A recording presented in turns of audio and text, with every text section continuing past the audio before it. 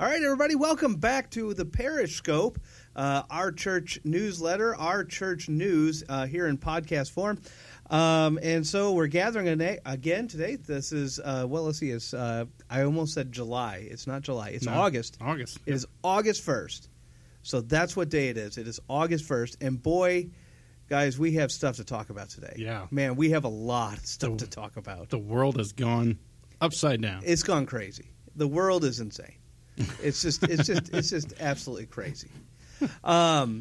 So I know you've got a story, and so I'm just gonna let you start with that story. Well, I don't really know if there's any other story to tell.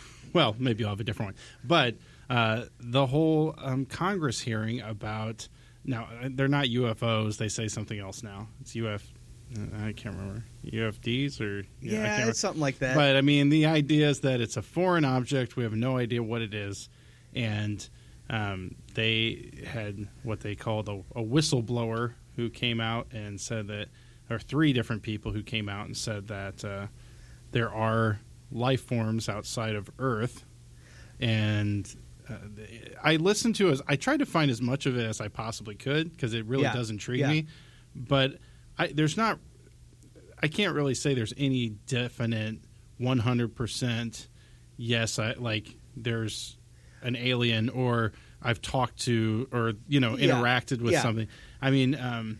So here's the thing. And it's... I just looked it up. I did a little Google search. See what you were talking. I was Googling. Yeah. And it's called a UAP. UAP. Okay. Unidentified anomalous phenomenon. Okay. Yeah, whatever. Yeah. So here's the thing, though, and this is, I listened to him whenever I got like sound bites and all this stuff, and they were asking him questions, and the way he answered it, well, it just left a lot to be desired. Right. There wasn't a 100%. So here's the thing. Here's what I say. Like the way he answered, they asked him. If people saw these UAPs, and he said yes. And then they said, has there ever been a spacecraft or something like that has fallen from the sky? And he said yes. And then they said, was there organic material in it? And he said yes. And then they said, was that organic material human? And he said no. Mm-hmm. And then I thought to myself, I mean, there for a while, Russia was sending monkeys into space. Right. And if one of those crafts came hurtling down from space and crashed, it would fit the criteria of everything that man said. Right. It was a spacecraft that at the time they did not know what it was, a UAP. It definitely crash landed. They probably still have it in a bunker somewhere, and it probably had monkey DNA, which is, guess this, not human. Right. So... the question I have is, did he really say that there were aliens? Well, that's the whole thing. It's so I can't give that information, but but the description of the UAPs they were talking about with like the Navy and Air Force and stuff seeing these objects in the sky that would go at like supersonic speeds out of nowhere and make right turns like on a dime and stuff like that. The thing that's interesting about that is that's the exact description that several people who have been like the Joe Rogan podcast, which people get very up in arms about, that's the exact description that other pilots who have been on that podcast have said. Yes. And they go, it happens all the time, see them all the time. Yeah. And so, and the government has continuously said, no, that's not real. That's not real. Yeah. And so that's, I mean, especially with I've already seen people online going like, it's true, there's aliens, there's all these things, and it's also very confusing because now, I just saw today that the government said the Pentagon came out with a statement that said it's a complete lie. This guy's, this is a complete lie from these guys, and which is kind of like, have you ever played Dungeons and Dragons? My brother is a big fan, but I have not. I have not really played. So not really. There's this kind of traditional like test you can go through where it's two guards and one says I cannot tell a lie and the other one says I cannot tell a lie, so one of them lies and one of them tells the truth, but it's kind of like that. It's like, well, of course they would say it's not. He's lying. Yeah. But I mean, that's what you would say if it was a lie. But that's also what you would say if it was true, and you didn't want them to know about it. So it's for those of us that were around in the '90s and remember the X-Files, we know what really happened. Exactly. We know.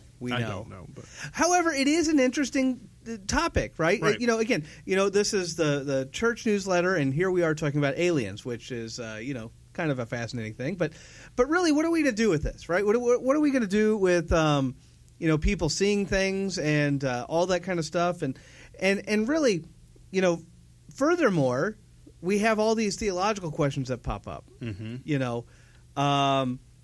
Did God create other life forms in other places on other planets? And, if they were created, did they become so sophisticated that they could travel however far it is to get here? And I mean, I think what it boils down to me is I think what's probably more likely is that either A, people have figured out how to put on a weird light show. Yeah. B, they're seeing something else. Or D, or A, B, C. C, I know the alphabet. I know the alphabet. I do, I promise. But no, or it's like some kind of a military experiment with this, that, or the next thing, which who knows? All right, mm-hmm. I'm not going to sit here and say, I think it. I know what's one or the other. It's there, and there's probably countless other options that really do go to D, E, and F, and they know the rest of the alphabet, unlike myself. But they there's so many other options. To me, it seems unlikely that God went to another distant place, created a life form, and that life form became so advanced that they could travel on space shuttles through space for those distances. I mean, you got to remember. I mean, how far? I actually don't know right off the top. Maybe about Google here in a second. But how far is it from one planet to another, and from our solar system to another solar system? I mean, we're not talking about short distances. We are talking about light years mm-hmm. of space. And, there's the amount of power it would take to power a said ship and the amount of intelligence it would take to, I mean, you got so many, and then on top of that, I know scientists have been looking for other planets that could sustain life. And, I don't think most people realize just how awesome the Earth is. Yeah. I mean, and it's one of those things, like this is where you read some of these books, that deal with like Darwinian evolution and stuff like that. And it's like, one of the things that gets brought up over and over and over again, like if our planet tilted one way or the other, even like a degree or two, like there's no way life could ever like exist. Mm-hmm. Like if we were, if we had so much more of whatever it is in the atmosphere, or so much less of whatever it is in the atmosphere, we could not exist. It's like so pinpoint precise. Yeah. That it's so hard to fathom that there's just another planet within space shuttle distance. Right. It just seems unlikely. It seems more plausible to me that we have people on Earth that are doing something somehow. Mm-hmm. And people are simply witness to that, and they don't want them to be witness to it. Right. But that's my 2 cents. Right. Well, it's definitely an interesting topic, because if aliens existed, does that? I mean, there's a lot of people who instantly would say, well, then God isn't real if there's other life forms. And so, I mean, if someone came with that argument for you as a pastor, do you feel like they're right, or do you feel like, well, there's a lot more to it than just a simple, well, there's other life. Yeah, no, I mean, I don't think that I think that's just one of the problems that I have with a lot of things, especially, I've noticed today's culture tends to do this, where they tend to go to extremes, right? Right. You bring up something, and that causes one problem, and then therefore it must be this extreme. Mm-hmm. We'll have 50 people that have near-death experiences and talk about light, and they'll talk about the feeling of joy and warmth and everything, and then we'll have one guy who doesn't, and they'll say, "See, heaven can't possibly exist because we have this one." Like no, like that's not. I mean, your basis is all off, and the same here. I mean, when we read Holy Scripture, what we are reading is God's interaction with us. Mm-hmm. This is God, and it's God's interaction with us. And by the way, that's a really important point to make, because a lot of times people get all confused. Like, if a T-Rex was there, it would have been in the Bible. Well, not necessarily. It depends. Lions are there, but not giraffes. Mm-hmm. We could say the same thing about that, right? But obviously, giraffes do exist. They are there. They are present. Why aren't they mentioned in the Bible? Why aren't all these other animals mentioned in the Bible? I mean, a lot of them had a lot of interaction in terms of the Israelites would have known that they existed. Well, it's simple. The Bible is about God's interaction with mankind, and as he interacts with mankind, we kind of have a story that progresses. And so this is what the Bible is. And so we're not going to see it tell us everything about everything. Mm-hmm. And so if aliens were to come out to exist and we had definitive proof, it would certainly complicate things. Mm-hmm. I'm not saying it wouldn't. It would definitely be something that we'd have to wrestle with. But does that automatically somehow disprove God? No, absolutely not. Yeah, absolutely. I feel a little bit like we're on conspiracy theory grounds. The X-Files, The truth is out there. But at the same time, I mean, you see some of these stories pop up all the time, and it does cause great theological ponderings. And these are the kind of things that people go, oh yeah, well, if the Bible doesn't say, then obviously the Bible's just wrong, or it's imperfect, or it's not telling the truth. And that's not necessarily true. Again, the Bible is telling that story, the story of God's interaction with mankind, and from creation on. I do find it interesting when I hear people trying to argue against religion, and they'll try to just bring up well, it doesn't say anything about this, and it's well, yeah. The Bible would have to be pretty large to be oh, and by the way, there's kangaroos, just so everybody knows. Yeah, yeah, right. We just want to make sure we put that in there so everybody knows that this is true, and Well, yeah, and I think the other thing is also true. So, for instance, we sometimes get into these debates whenever we talk about the crucifixion of Jesus. In the Gospel of John, it talks about how when Jesus was had the spear thrust into his side, that water and blood came out. And people argue that if Jesus was asphyxiated, I'll get the word out, along with the alphabet, I can speak sometimes. But they say that if that was the case, blood would have came out first and not water, and and all this kind of stuff. And it's well, yes, but Greek in particular, and the writers wrote differently and they thought differently, and because of that, as they are writing through these things, they're just telling you what is prominence. Mm-hmm. But we also have the story of Joshua and the sun that doesn't set, right? Mm-hmm. So what happened? Did the earth stop spinning, or did the sun stop? You know what I mean? It's well, but the Bible is telling the story from Joshua's perspective. He prayed to God for a certain thing from his perspective with what he knew, and God answered his prayer. Mm-hmm. In this case, creating a longer day. Do we know all the ins and outs of exactly how God did that? No, we don't. But we know that the day was longer because Joshua asked for it. He prayed for it. Right. In this case, so he could take out an army. But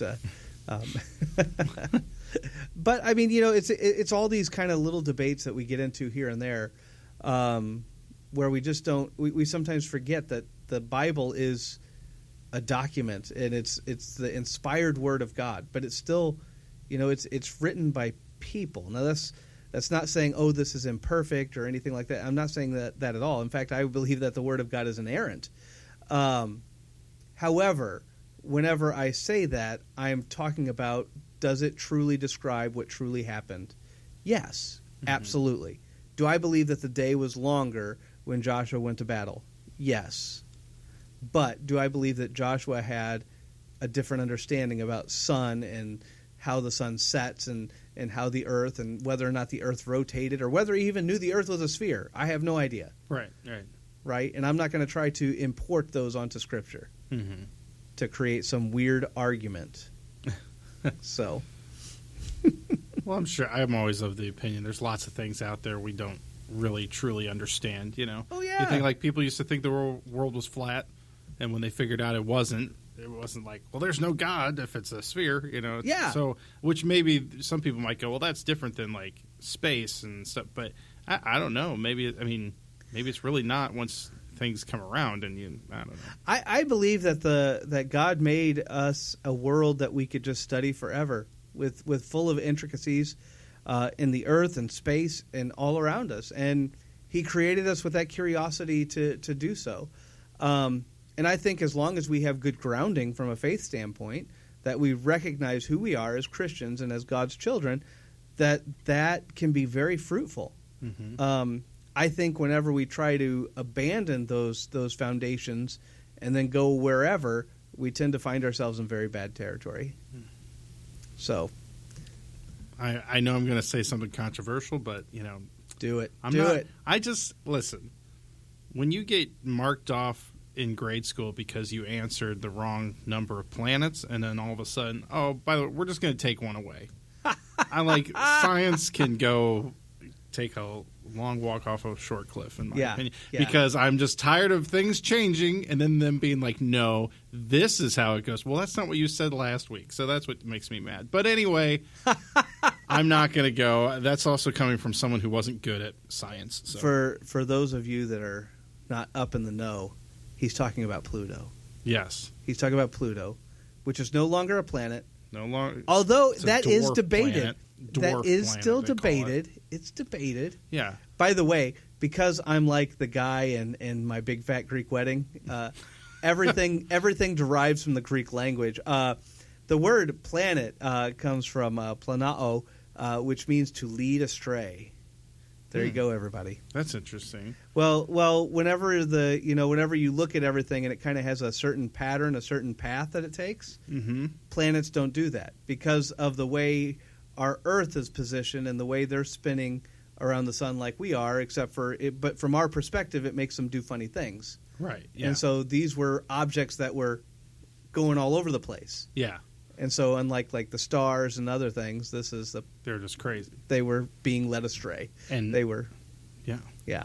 Well, and a fun fact for everybody who they should know is that, the person who discovered Pluto was from Streator, Illinois. What? Yeah. I did not know that. I drove through Streator when I was a road rep, and they have a little like monument. It's not huge, but it's a little thing that just says like Pluto on it. And my goodness gracious! And I'm not trying to dock on anybody from Streator because that town I love must be Streator. Devastated. But Streator, for Neil deGrasse Tyson to come out and say that Pluto isn't a planet and then make this big deal, I'm like, they could use the win over there. Okay? Yeah. You jerk. It's like, yeah, right? Just let them have it, for goodness sakes. Man. So, to all those people in Streator, who are probably Streator, not listening. I feel like a road trip is in for order. I feel like I need to take a road trip to Streator. I don't think I've ever been there.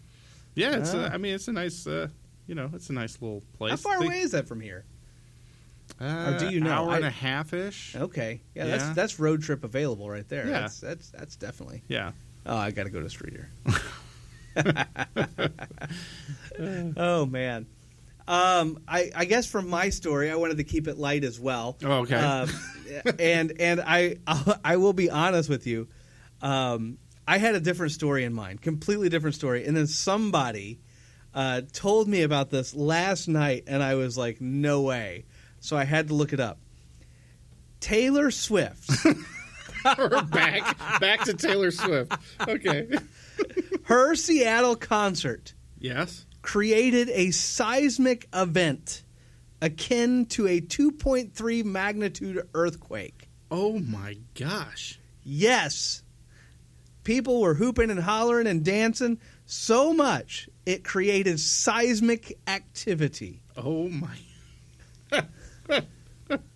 Everybody, we got to stop Taylor Swift. She's going to end the world. And don't get mad at us. Buildings are going to collapse because of Taylor Swift. Could you imagine if there was a building next to that concert and they were jumping up and down so much that it actually fell over? Yeah. Like crumbled down? I mean, could you imagine just being there going, what's going on? The building's moving. That is crazy. But again, it just goes back to my point. And again, I'm not a huge Taylor Swift fan. I'm not.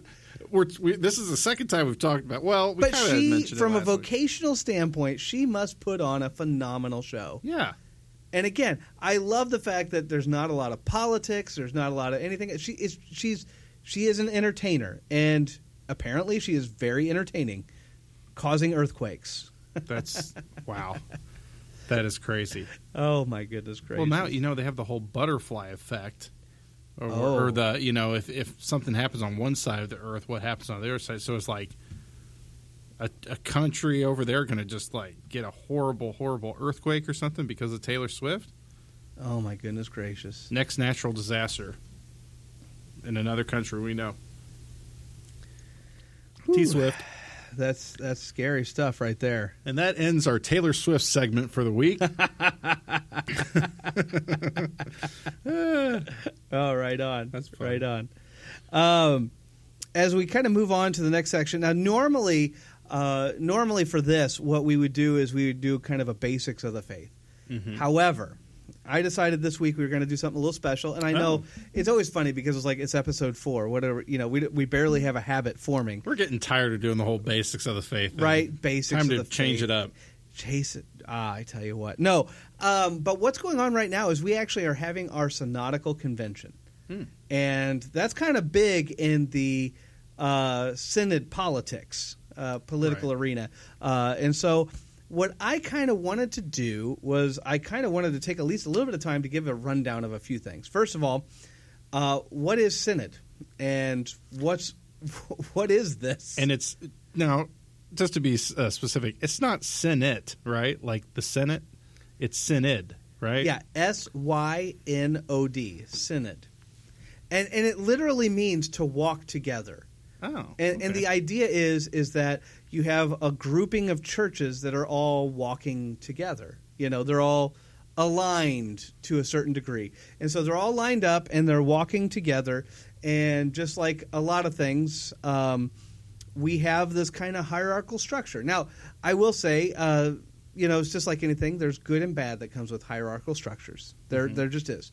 You talk to a church that doesn't have any hierarchical structure, and that church is able to mobilize and do things very, very fast. And in that regard, they can do things at what seems like lightning speed. But if they just throw away the Bible and do whatever they want, no one's also there to stop them. Right. If you have a structure, you also have a sense of accountability. However, you can't just do whatever you want. You got to actually go through this whole process. I say it's kind of like turning a barge, Right. It's like a barge versus a sports car. You can turn a sports car a lot faster. Right, yeah. But, if you want to make sure you're staying straight down the river, you don't want that turnability. It's going to take you forever to turn a barge. And that's kind of the bare bones difference here in terms of having that structure or not. We have accountability. However, as with any hierarchical structure, you also have politics. And politics sometimes get played out. For us, for our sake, with our structure, what we have is we have individual churches. Those churches are gathered together in circuits. Those circuits are gathered together in a district. And on the district level, you go above the district level and you start getting into synod and the synodical, kind of the head of if you will, of our denomination. So the Lutheran Church Missouri Synod, that Missouri Synod means that the head office is found in Missouri. Missouri, yeah. It's in St. Louis. And what we do is we have a cycle that goes every 3 years. So every 3 years, the circuits meet. They vote in certain people. They have their district convention. And then eventually, once all the resolutions pass through the district, they then go to synod. And every 3 years, we have a big synodical convention. Is that due to the Trinity? 3 years? No, I think that just goes in good order. All right. That would be cool if we had all that symbolism. But no, I think it is really just about good order. Oh, okay. Gotcha. Keeping things in order. Now, our last one was in 2019. Now, those of you that are good in math will probably say, hey, Pastor, that's 4 years, not 3. Well, with 2020 and the pandemic, what happened is whenever the districts were supposed to start meeting, would have been 2021, a lot of the hotels would not allow us, and the conventions were still not allowed to gather. We were still from the fallout of the pandemic.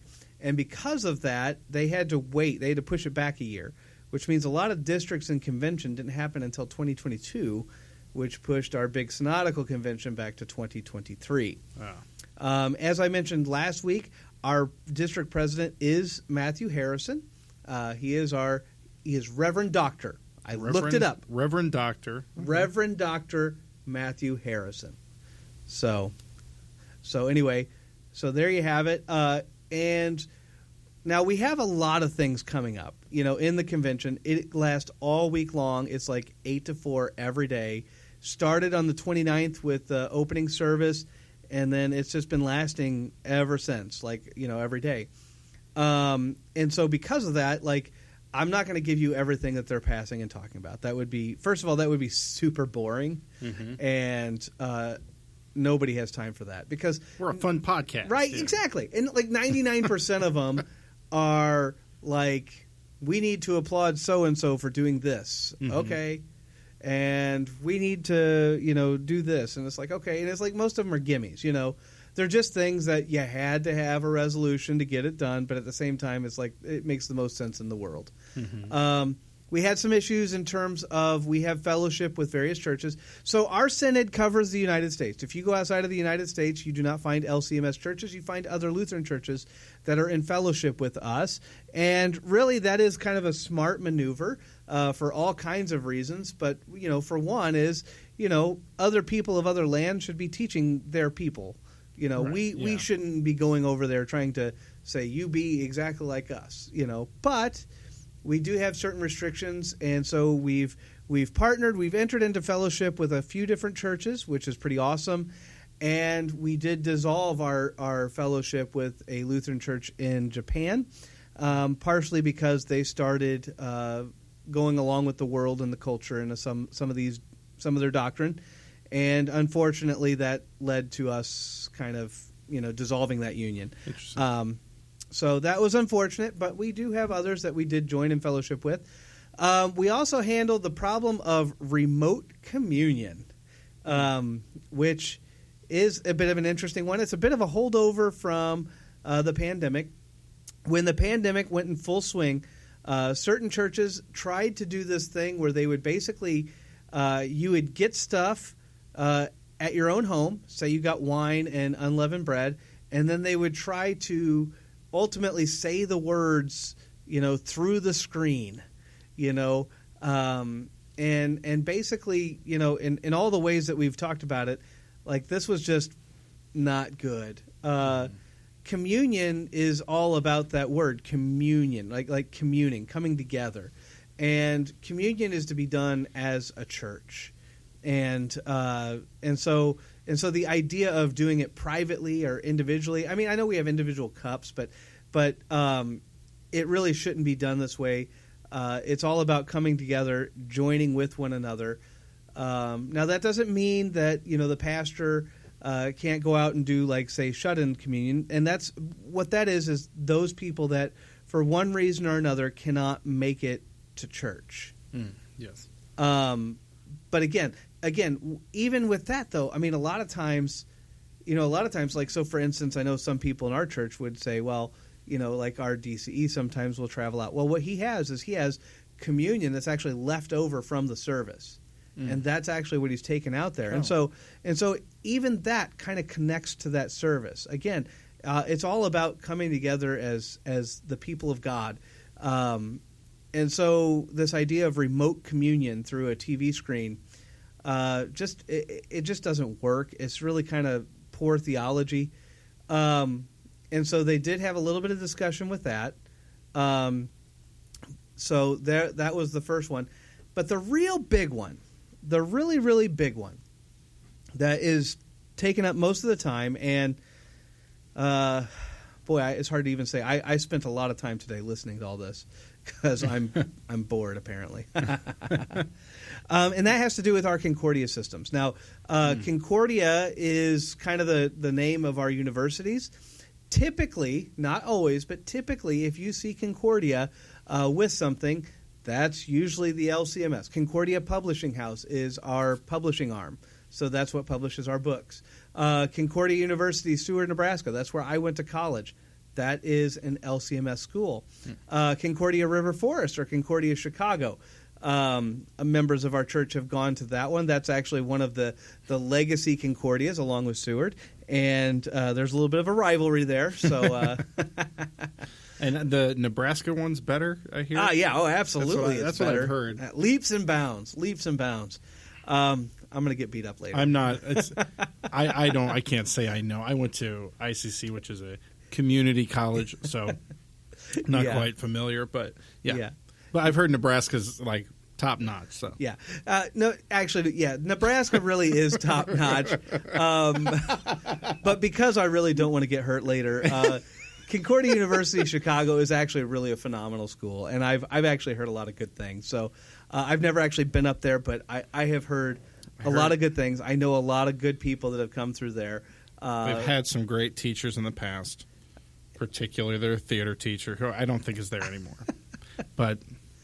Everybody knows his name is Jason Narvey. He played Skull and Mighty Morphin Power Rangers. Yeah, I did not know He was their theater director for a period of time. I don't think he is anymore.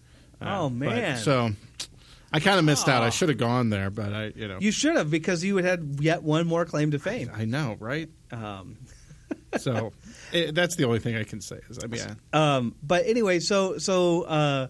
To kind of make a long story long, but also to update everybody kind of what's going on, some of our Concordias have started to close. Now, some of the closures have been very obvious. Concordia Selma, which was down in Alabama, had very, very few students, and it was just fiscally difficult to keep it open. Yeah. And so the decision was made. The unfortunate decision that was made was to close it. Concordia Portland. We had a Concordia in Portland. I don't want to say they were doing great, but they were holding their own. But they made a really unfortunate deal with an online contractor, basically to make online content, and the deal ended up basically bankrupting them. It's a long story, and I'm not going to give you the whole long story, but it was an unfortunate deal that was misdone. Should have never been done, but that's a whole other story. But unfortunately, it went bankrupt, so we have that one. Concordia Bronx, or Bronxville, also kind of lost money, and eventually they had to make that decision. And so we've lost some Concordias, which has really been unfortunate. And so in 2019, they established a task force to evaluate the schools and to try to create some ways to hopefully bring the Concordias together to where they can support one another, but also in ways that they can move forward. In that amount of time, there was a little bit of a snafu in Concordia Milwaukee, or Mequon. Concordia Mequon. Basically what happened is their Board of Regents decided to venture outside of Synod to find a principal that they were hoping would in essence, move them into the future. So basically, in that regard, whenever you go searching for a principal, you should be looking within Synod and at least find somebody who's got the kind of the background. Because remember, it is a religious institution. It is a Concordia. It should stand for our theology. There was actually, believe it or not, a whistleblower in that whole ordeal, and somebody kind of came forward, and there was a big scuffle. I believe that has since been worked out. The more recent addition, though, and this is the one that was taken all the time this morning in our synodical our synodical convention, was Concordia, Texas. So Concordia, Texas, CTX, as it's abbreviated, is so what basically has happened is that they have decided to govern themselves. But you have to understand that being a part of Synod, you cannot just say, I want to govern myself.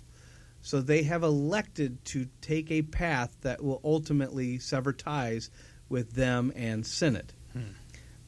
But even that's not that simple. There's a lot of commitments, contracts, bylaws, constitutions. that they kind of did not follow. Now, just like anything, there's two sides to every story. Right. And the same thing with this one. This committee that was formed in the 2019 convention basically has been evaluating the Concordias.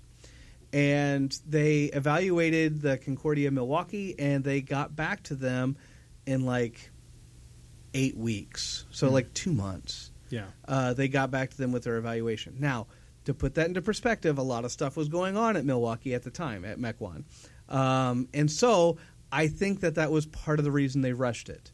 They rushed it because they wanted to have the evaluation back so they could deal with this matter. They evaluated Texas. They waited 8 months to get the evaluation back. In the meantime, in the minutes from these committees, which is public, they had closed session, which means that it was not on record. And all the discussions that dealt with Texas were pretty much on closed record from the way I understand it. And because of that, Texas got antsy.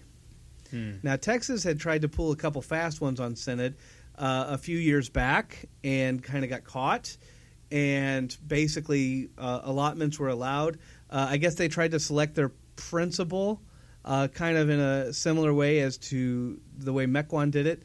They kind of got caught because they called him a CEO instead of a principal. They just kind of changed the terminology. But then I guess that was kind of worked out.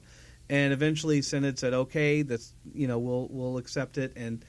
But I think a lot of people, from what I understand, a lot of people on the Board of Regents for Texas were very afraid that Synod was going to consolidate them with another Concordia, thus losing their rights as an ability to govern themselves. And in reaction to that fear and the fact that they couldn't read anything about what's going on, they decided to basically just go rogue and, in essence, govern themselves. A lot of discussion was talked about this morning. Again, there's both sides to the story. There's both sides to the argument. I know a lot of my talking points tend to be on the side of Synod, and to be honest, that is kind of where I fall. And in fact, in convention, Synod voted 71% to call Texas to repentance, to call Texas to Concordia, Texas to repentance. Hopefully, they come back to Synod. If not, it's going to end up being a court battle, which nobody wants, but that's what'll happen. Right. But at the same time, just realize like this is also one of those things where a lot of small steps entered into a big picture. Synod, for their sake, could have been a lot more transparent, told and kept Texas in the loop as to what was going on, what they were doing, and they didn't. They kind of hit it on them and kind of did it in closed session. And, gave them a lot of reason to be afraid, especially after they had already kind of done some stuff that maybe Synod didn't love and so on and so forth. So there are two sides to the story, and I'm not going to say we should rush to judgment on Texas. I think in the end, the convention did the right thing, calling them to repentance. I don't know if it's going to have any result. I really hope it does. But we're going to see in the future. But that's kind of what's going on now at convention. So, yeah, there's a very long basics of the faith right there. Yeah. So is that why you guys call me the CEO of contemporary worship? Yes. Because we don't want to call you the other. No, I'm joking. I want that. I don't know if I really have an official title, but I think that should be a title if I get one. The CEO of contemporary worship service, or not the whole service, but I like it. Well, that's. I'm sure those. I mean, I can only imagine those get very. I don't know if heated's the right word, but stressful at times. I'm sure heated, probably. I'll be honest, it's boring, guys. I've been to these things, and I've been keeping it on as the background, like all day when I'm in the office, and they are so boring. But yes, sometimes these issues come up. They can get very, very heated. And, we break out Robert's Rules of Order. We have a parliamentarian. They have to hire somebody to come in and sit and go, okay, here's how you follow Robert's Rules of Order. So it can be somewhat contentious.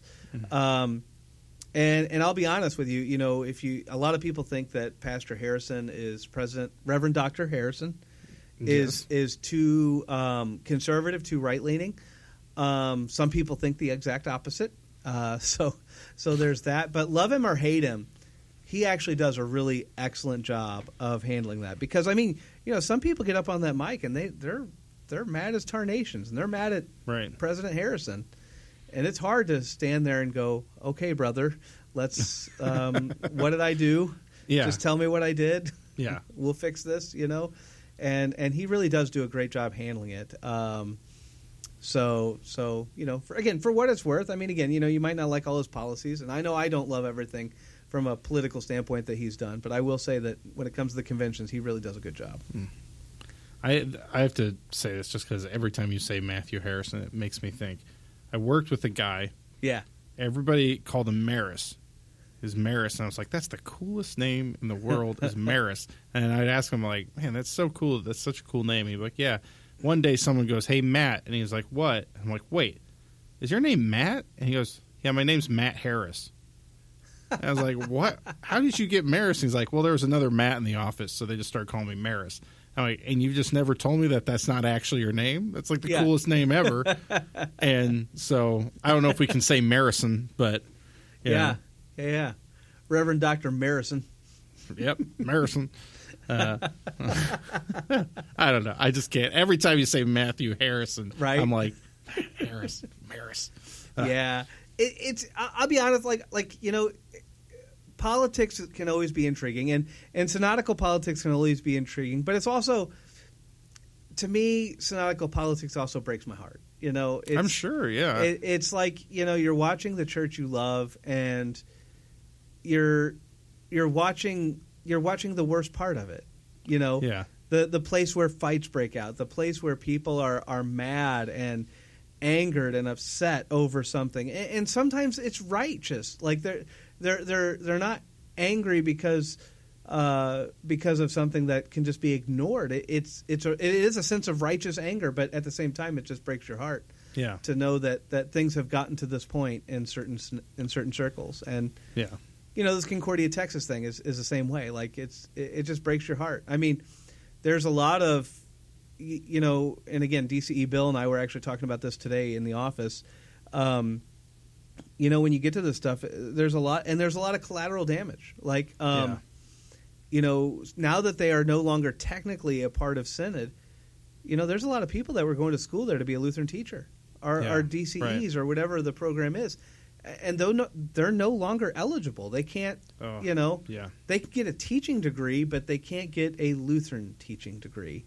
Yeah. And that's because they broke ties with Synod. And that's like those poor kids that are going to school, and they're going to be the ones that ultimately pay the price for some of this. Right.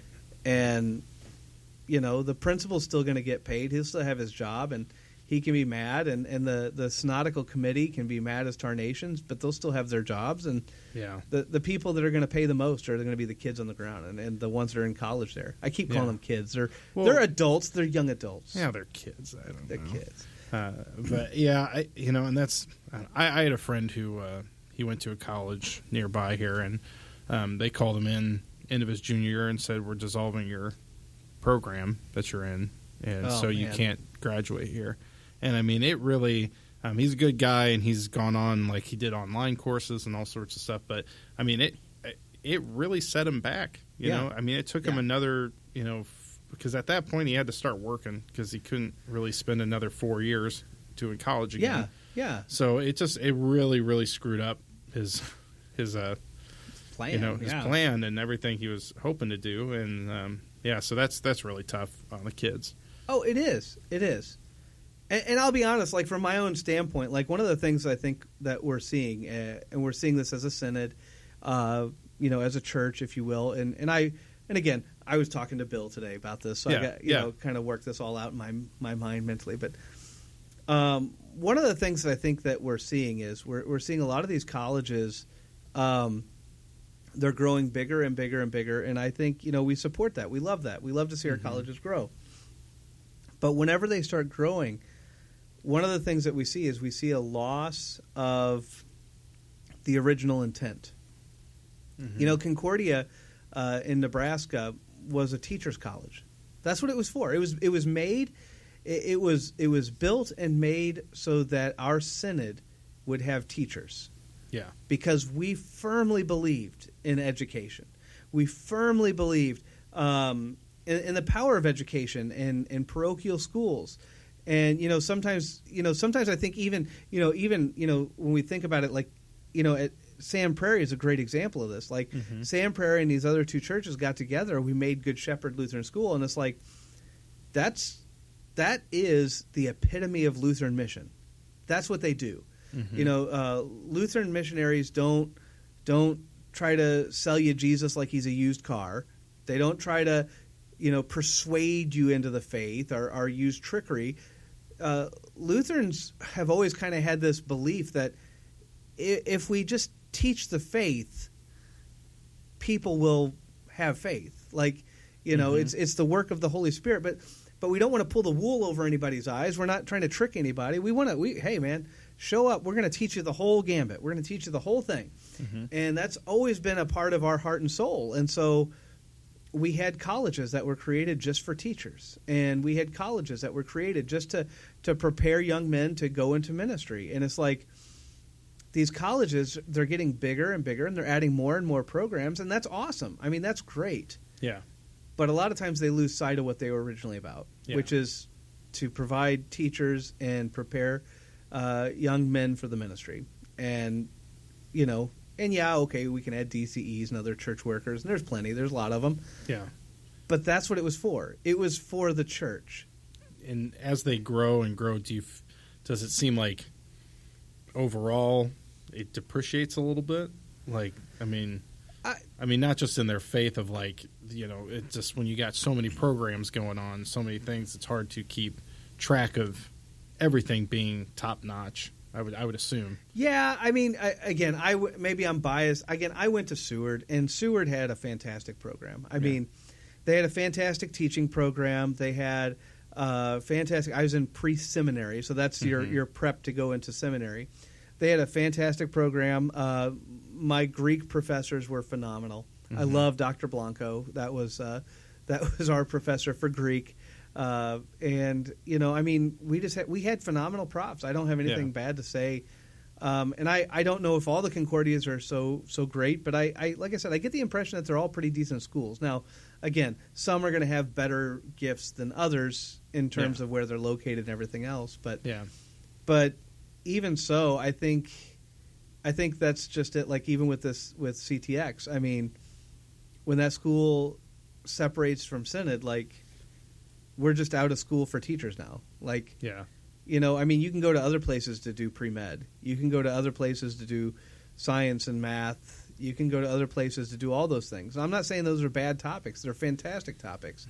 And, God blessings to all those people that are really interested. But, and I don't mind if CTX wanted to do all those things. Mm-hmm. But keep your priority. Yeah. And it's about getting, church workers, and as far as Lutheran school teachers, DCEs, deacons, pre-sim, all that, that's what the Concordias are for. Yeah. Well, I just want to, for some reason it makes me think, I had a friend who was a choir or is a choir director, and he's at a school of a little under 500 kids, mm-hmm. a high school, about 204. I think one year, I remember he told me 247 of them were in choir, which is incredible. It's like 50% of the schools in choir. Yeah. But the one thing he did tell me was that, the music's not, this music, because I have all these athletes and these people who really never studied music or never really took it seriously mm-hmm. in middle school.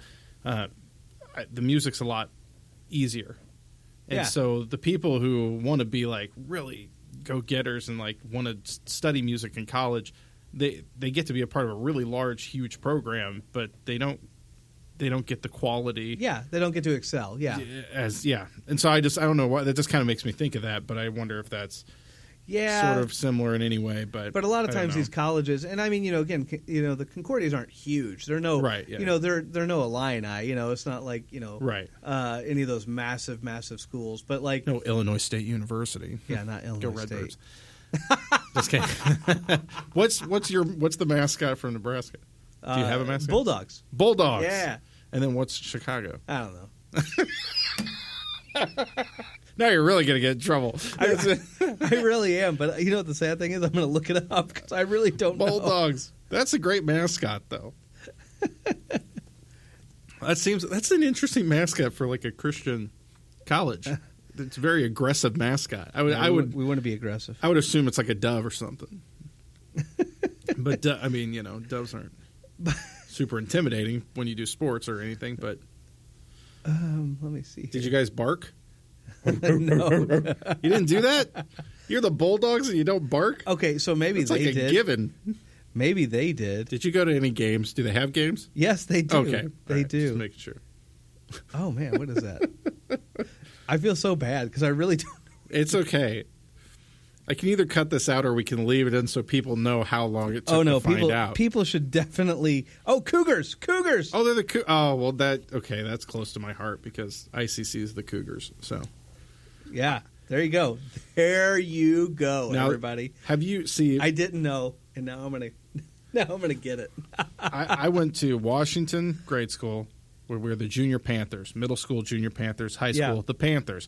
Went to ICC, the Cougars. And then I went to ISU and I was a Redbird. But I was a cat almost all the way through. So you definitly have a preference for Chicago over Nebraska because of the Cougars. I do. I mean, I'm a Cougar at heart, I have to say. Yeah. Oh man, that's too funny. You got to leave it in. You got to. I'll leave it in because people they care about this. This is this is important stuff. This is important it stuff. Is. Well, it's school spirit and everything. That's right. Yeah, that's right. And a lot of the Concordias have fantastic music programs too to bring music to the churches. Yeah. And again, that's I think a part of it as well. I've been highlighting teachers, but I mean, truth be told, is the music and all that. That's all a part of it. And again, you don't want to knock any of the programs, but at the same time, you just want to make sure that the goals are being met. This might be cutting into church chatter a little bit, but I mean, one of our very own who went to Concordia, Chicago. Yes, he did. Is now going to be the assistant director at California State University, which is correct. That's a big deal. I tell you, he's a professor now. He's a professor. I'm a professor. Someday, when he really has a name for himself, I'm going to be able to be like, I played in jazz combos with that guy. Like, oh man, I messed up. I didn't get his signature. I didn't get his. I should have got. I know. I should have gotten his signature, but that's so. So they do have some good music programs because obviously, we got somebody doing big things and absolutely. Yeah, they do have great music programs as well. Yeah, and that does kind of bring us to church chatter. Church chatter. So I was thinking about this because, again, whenever I think about church chatter around the office, honestly, the big thing for us right now is the convention because it's going on. Right. And so in a lot of ways, it's the church convention has been a huge part about what we're all talking about and all this kind of stuff. Yeah. One of the things, and you're going to love this, because I'm excited. I mean, if you laughed hysterically about the lectern mic, that's a great segment. So some people this past Sunday, especially those that went to the early service, found out that there are a couple colors that our projector does not really do well. Oh yeah, and it's one of those things where. When you look at it on the computer screen, when you look at it all, the slideshow looked excellent. Just looked excellent. When you projected it on the screen, you could hardly see it. Yeah. Especially when it's the morning and it's bright lights in the church. Right. And I'm sure if the lights were off, it'd probably be great. And the sun was shining and all this kind of stuff. But, and a lot of people have kind of talked about this, and I was like, well, yeah. I kind of jokingly say, and I hope this doesn't hurt anybody's feelings, but I jokingly say our projector's colorblind because that's kind of what it's like. It's lacking like a light blue. It just can't do light blue. Yeah. If you try to get it to do light blue, it's going to look like it's just white, and it's just right. Yeah. And so it just doesn't work. And certain derivations of purple, or just does not come through at all. Right. And so. it's one of those things where it looked excellent. The slideshow, man, if you guys could have seen the slideshow on a computer screen, it looked phenomenal. Yeah. So it happened. I mean, a lot of times because we practice on Wednesdays, the worship team. Yeah. And there's times where we pull up and we're like, can't really see it. Yeah. We'll usually change it after that or whatever. But I didn't do that with the early service, and I didn't think about it. I should have caught it. But I didn't. No, you never, No, I know. You never know. But anyway, but yeah, I'm just trying to think of what else is going on around church. And like I said, I mean, the biggest, again, kind of what we've been saying week after week is just, the pews seem to be getting. We had more pews in there this week. We have more. The new cushions came in. Yeah, that was exciting. New cushions came in. That was exciting. And then, I mean, again, the big convention, that was kind of the big thing. I mean, I'm not saying that nothing else is going on at church, but at the same time, it's like that seems to be the church chatter. The church chatter. Church chatter. I guess I should clarify that Adam Frederick is the one going to California State University. If anybody's like, who are they talking about? So it is kind of sad because whenever he's home, he comes home a lot. So he comes home and plays, and he's of course fantastic. Absolutely. So it's a little sad, but he'll still be coming around when on long breaks and stuff. He'll be around. So I kind of said something at late service. Yeah, you did. And then I said he was going to Caltech. Yeah. Oops. It's okay. It's only California. They both State had Cal University. in the name. Come on. It's still pretty good. I think Long Beach. I think they're the Sharks. Think of the Sharks. I think I looked it up. They're Sharks. So that's which is hard because there's no. I guess you can go. I guess that you could do that, but you can't really make a shark sound. No. I don't know what sound they make. No, I don't even want to try. Yeah, not on the mic. I'll scare everybody away. Scare everybody away. Yeah. I mean, I'll be honest. We've covered so much now. For those of you that are following along, you might realize that we didn't get to a lot of things that we kind of wanted to this week. But we are. Come on, we're trying to. But there's aliens, so come on. There's aliens. Taylor Swift is causing an earthquake. Come on.